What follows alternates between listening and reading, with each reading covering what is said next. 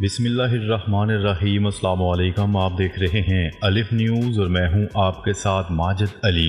شامل کرتے ہیں پاکستان اور دنیا بھر سے ون لائن ہیڈ لائنز۔ یمن کے وزیر دفاع کا کہنا ہے کہ غزہ کے عوام کی حمایت سے نہ پیچھے ہٹیں گے اور نہ ہی کوئی سودے بازی کریں گے۔ یمن کے وزیر دفاع بریگیڈیئر جنرل محمد آصفی نے کہا ہے کہ ہم کسی تشویش کے بغیر یمنیوں کی مخصوص شجاعت کے ساتھ صہیونیوں کے جنون کا مقابلہ کریں گے اور انہیں ویسا ہی محکم جواب ملے گا جس کا مزہ ہم انہیں سمندر میں چکھا چکے ہیں۔ یمن کے وزیر دفاع نے مزید کہا کہ ان کا ملک اپنے دفاعی صلاحیتوں اور توانائی کو آگے بڑھانے کا سلسلہ بھی جاری رکھے گا۔ یوکرین کے تنازع میں مدد کے لیے روس کو بیلسٹک میزائل فراہم کرنے پر ایران کی تردید۔ ایران نے روس کو بیلسٹک میزائل فراہم کرنے کی خبروں کی تردید کرتے ہوئے کہا ہے کہ وہ روس یوکرین جنگ میں کسی بھی فریق کو فوجی مدد فراہم نہیں کرتا۔ سرکاری خبرساں ایجنسی کی رپورٹ کے مطابق ایرانی وزارت خارجہ کے ترجمان ناصر کنعانی کا حوالہ دیتے ہوئے رپورٹ کیا گیا، یوکرین تنازع کے بارے میں اسلامی جمہوریہ ایران کا بنیادی اور بیان کردہ نقطہ نظر مستقل اور غیر تبدیل شدہ ہے۔ ایران کے روس کو بیلسٹک میزائل بھیجنے کے بار بار دعووں کے پس پردہ بعض مغربی ممالک کے سیاسی مقاصد ہیں اور یہ بالکل بے بنیاد ہیں۔ حزب اللہ لبنان کا کہنا ہے کہ اس نے شمالی مقبوضہ فلسطین میں غاصب صہیونی حکومت کے مزید 4 فوجی ٹھکانوں پر حملہ کیا ہے۔ حزب اللہ لبنان نے اپنے ایک بیان میں اعلان کیا ہے کہ اس کے مجاہدین نے شمالی مقبوضہ فلسطین میں مستفام فوجی اڈے پر حملہ کر کے اس کے جاسوسی کے آلات کو تباہ کر دیا۔ حزب اللہ نے بتایا کہ اسی طرح غاصب صہیونی فوج کے مشار فوجی اڈے پر بھی راکٹوں سے حملہ کیا گیا۔ حزب اللہ نے شمالی مقبوضہ فلسطین میں غاصب صہیونی حکومت کے خدم یارون فوجی اڈے پر بھی توپوں سے گولہ باری کی بھی خبر دی ہے۔ یوکرین جنگ میں روس کے آگے بڑھتے ہوئے قدم۔ روس کی وزارت دفاع نے اپنے ایک بیان میں زوراوکا علاقے کو آزاد کروائے جانے کا اعلان کرتے ہوئے کہا ہے کہ روسی فوج نے گزشتہ ہفتے کے دوران ڈونسیک میں 7 علاقوں کا کنٹرول اپنے ہاتھ میں لے لیا ہے۔ روسی وزارت دفاع کے بیان میں اسی طرح اعلان کیا گیا کہ روسی فوج کے زیر کنٹرول ان علاقوں کو دوبارہ واپس لینے کے لیے یوکرینی فوج نے 53 حملے کیے اور ان تمام حملوں کو ناکام بنا دیا گیا، جبکہ روسی فوج نے اس دوران یوکرین کے 3515 فوجیوں کو ہلاک کیا اور یوکرین کے 4 ٹینک، 14 بختر بند گاڑیاں اور 32 صحرائی توپیں تباہ کر دیں۔ اردن سے مسلح حملہ آوروں کا مغربی کنارے میں داخل ہو کر حملہ، 3 اسرائیلی ہلاک۔ اردن کے ساتھ واقع فلسطینی مغربی کنارے کی سرحد پر فائرنگ کا واقعہ سامنے آیا ہے جس میں 3 فلسطینی ہلاک ہو گئے۔ عرب میڈیا کی رپورٹ کے مطابق ایک ٹرک سوار حملہ آور مغربی کنارے میں ملنے والی سرحد النبی برج کراسنگ سے داخل ہوا اور فائر کھول دیا، جس کے نتیجے میں 3 اسرائیلی ہلاک ہو گئے۔ اسرائیلی حکام نے فائرنگ کے واقعے میں 3 افراد کی ہلاکت کی تصدیق کرتے ہوئے کہا ہے کہ اسرائیلی فورسز کی جوابی فائرنگ میں مسلح شخص کو بھی ہلاک کر دیا گیا۔ اسرائیل نے اردن کے ساتھ مغربی کنارے کی کنگ حسین کراسنگ بند کر دی۔ اردن اور مغربی کنارے کے درمیان کنگ حسین بارڈر کراسنگ پر ہونے والے مسلح حملے کے بعد اتوار کو اسرائیل نے اردن کی جانب سے زمینی گزرگاہوں کو بند کرنے کا اعلان کیا۔ اس حملے میں 3 اسرائیلی مارے گئے تھے۔ اسرائیل میں یرغمالیوں کی واپسی کے لیے مظاہرہ، حماس سے جنگ بندی کا مطالبہ۔ اسرائیل میں یرغمالیوں کی واپسی کے لیے اب تک کا سب سے بڑا مظاہرہ۔ دارالحکومت تل ابیب سمیت دیگر شہروں میں 7.5 لاکھ مظاہرین سڑکوں پر نکل آئے۔ کی خبرساں ایجنسی کی رپورٹ کے مطابق یرغمالیوں کے اہل خانہ نے اسرائیلی وزیر اعظم نیتن یاہو سے حماس کے ساتھ جنگ بندی کا مطالبہ دہرایا۔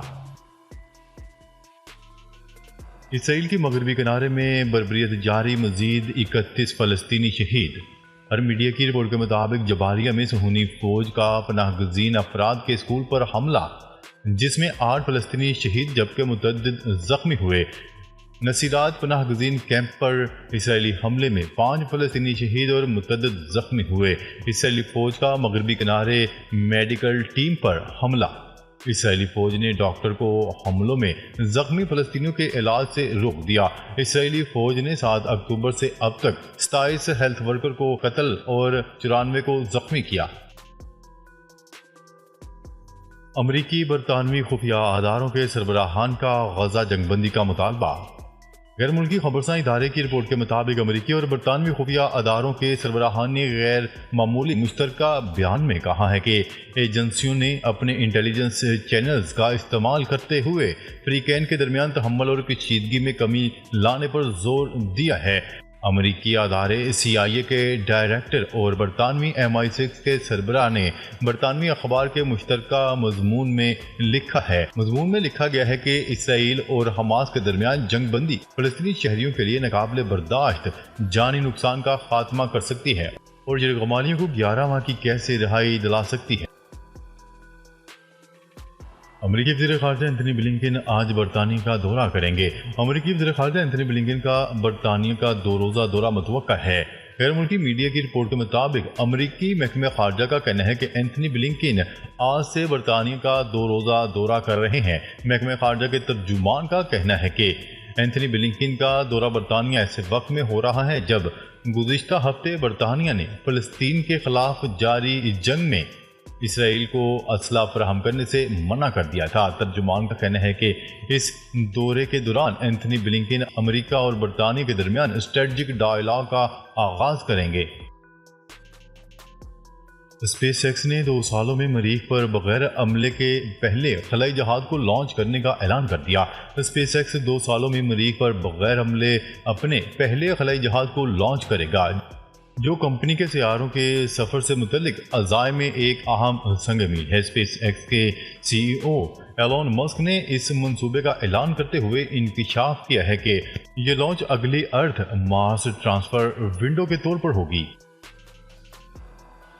اسرائیل کے لبنان پر حملے میں 3 پیرامیڈیکل اسٹاف کی شہادت کے جواب میں حزب اللہ نے صہیونی فوج کی تنصیبات پر راکٹ برسا دیے۔ عالمی خبرساں ادارے کی رپورٹ کے مطابق حزب اللہ کی جانب سے بیان میں کہا گیا ہے کہ اس نے طبی عملے کی شہادت کے جواب میں فلک میزائلوں سے کریات شمونہ بسالیہ کی بستی پر متعدد راکٹس برسائے۔ حزب اللہ کے راکٹ صہیونی بستی اور اسرائیلی فوج کی تنصیبات کے قریب گرے، جبکہ سائرن بجنے لگے اور ہنگامی صورتحال نافذ کر دی گئی اور شہریوں کو گھروں میں رہنے کی ہدایت کی گئی۔ انتخابات کے لیے روس سب سے بڑا خطرہ ہے، امریکی انٹیلیجنس۔ ایک سینئر امریکی انٹیلیجنس اہلکار کا کہنا ہے کہ روس سب سے زیادہ فعال غیر ملکی مخالف ہے جو رواں سال 5 نومبر کو ہونے والے امریکی صدارتی انتخابات پر اثر انداز ہونے کی کوشش کر رہا ہے۔ غیر ملکی خبرساں ادارے کی رپورٹ کے مطابق انہوں نے کہا کہ چین کم اہم سیاسی عہدوں کے لیے انتخابات پر اثر انداز ہونے پر زیادہ توجہ دے رہا ہے۔ انہوں نے کہا کہ ایران گزشتہ جاسوسی کے مقابلے میں زیادہ فعال ہو گیا ہے اور اس نے صدارتی اور کانگریس کے انتخابات سے قبل ووٹروں پر اثر انداز ہونے کی کوشش تیز کر دی ہے۔ اسرائیل کے فلسطین پر حملوں کے 11 ماہ مکمل، لندن میں ہزاروں افراد کا مظاہرہ۔ غزہ میں اسرائیلی جارحیت کے خلاف برطانیہ میں بڑا مظاہرہ کیا گیا۔ اسرائیلی حملوں کے 11 ماہ مکمل ہونے پر لندن میں ہزاروں افراد نے فلسطین سے اظہار یکجہتی کیا۔ فلسطینی پرچم اٹھائے مظاہرین نے سڑکوں پر مارچ کیا۔ اسرائیل کو ہتھیاروں کی فراہمی روکنے اور غزہ پر اسرائیلی حملے بند کرنے کا مطالبہ کیا گیا۔ اس کے علاوہ سویڈن کے دارالحکومت اسٹاک ہوم میں بھی احتجاج کیا گیا۔ سابق امریکی نائب صدر نے ڈونلڈ ٹرمپ کو امریکہ کے لیے بڑا خطرہ قرار دے دیا۔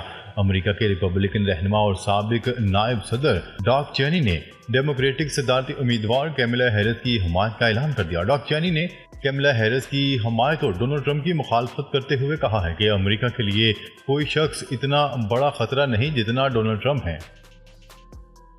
امریکہ اور برطانیہ کے بعد اب کینیڈا میں بھی تارکین وطن کی تعداد کم کرنے کی پالیسی پر عمل شروع۔ اس پالیسی کے نتیجے میں تارکین وطن پر کینیڈا کے دروازے بند کیے جا رہے ہیں۔ تفصیلات کے مطابق نئی درخواستوں پر ویزا دینے سے گریز کیا جا رہا ہے اور جن کے پاس ویزا موجود ہیں ان میں سے بعض افراد کو ملک میں داخل ہونے سے روکا جا رہا ہے۔ اسرائیلی فوج کی بمباری، غزہ سول ڈیفنس کے ڈپٹی ڈائریکٹر خاندان سمیت شہید۔ جبالیہ کیمپ پر اسرائیلی فوج کی بمباری کے نتیجے میں غزہ سول ڈیفنس کے ڈپٹی ڈائریکٹر خاندان سمیت شہید ہو گئے۔ شہید فلسطینیوں کی تعداد 40,939 سے زیادہ ہو گئی۔ دوسری جانب تل ابیب میں یرغمالیوں کی فوری رہائی کے لیے اسرائیلی حکومت کے خلاف مظاہرے ہونے لگے۔ ناظرین اب تک کے لیے اتنا ہی، مزید خبریں لے کر بہت جلد آپ کی خدمت میں حاضر ہوں گے، تب تک کے لیے اپنا خیال رکھیے گا۔ اللہ نگہبان۔